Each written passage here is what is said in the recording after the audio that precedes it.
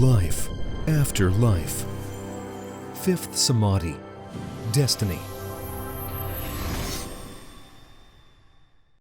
Secluded in a cave with a large underground lake, Vijnan came out of his perishable body, out of his illusory separateness, and began to merge with the ocean of the divine. It ceased to be a running and changing, ever-foaming wave, but became its foundation a great, unchanging whole. From a small point on planet Earth to the infinite, boundless space of God. And at the same time, he was everything. Its waves and everything that the boundless space contained. This time, God showed him how the destiny of all creatures is made. God silently communicated the truth to him in such a way that he immediately understood what he wanted to say. There are three powers that create everything around us.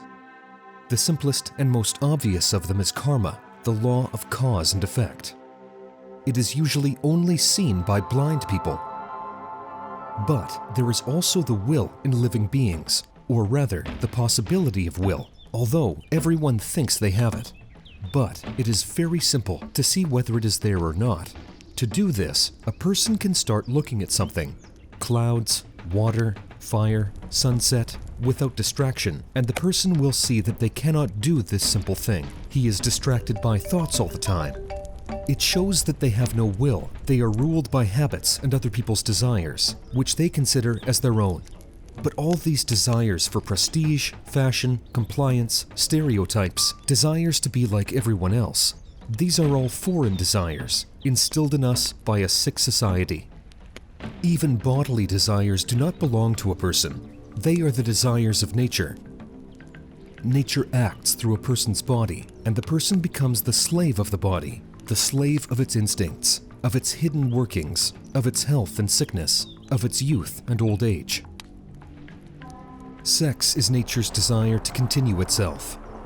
Partnership, family, children are the core of life in society, and it is nature's intention that a person fulfills it by sacrificing himself.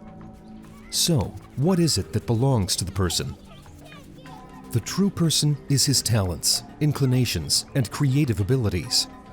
But they are often buried under the influence of nature and social forces, and manifest themselves only in a few. And so, when a person meditates, when he looks without distraction, contemplates clouds, water, fire, sunset, and sunrise, or any object, first sitting with the constant reminder of a master or other people that he should remember his task, and then also, during ordinary life, he develops his will. And he will not only be able to see flowers, clouds, and mountains, but he will be able to see the essence of all things, to see himself really as he is, that he is not the thoughts, feelings, and bodies, but a part of the divinity. And all this is due to the fact that he is no longer put to sleep by intrusive thoughts, making him dash around like a drunken monkey and preventing him from seeing anything real. He will overcome the obsession and return to that which is given to him by God, his true nature, the supreme self, the consciousness, the witness, the Atman. But even in a sleeping and helpless state, a person can cry out to God. And at that moment, the third power, the divine providence, will manifest itself. And then what is called a miracle happens, which goes beyond the boundary of cause and effect, beyond karma.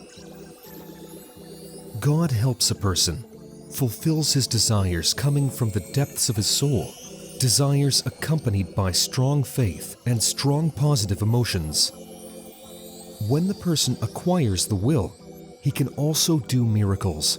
Because he gets access to his divinity, he becomes like God.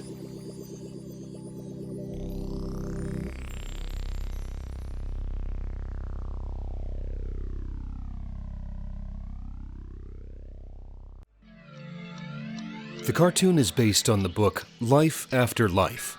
Read Life After Life on the website amazon1.org/books. Receive more interesting practices, spiritual knowledge, and gifts on the websites of our partners. You will find details in the description.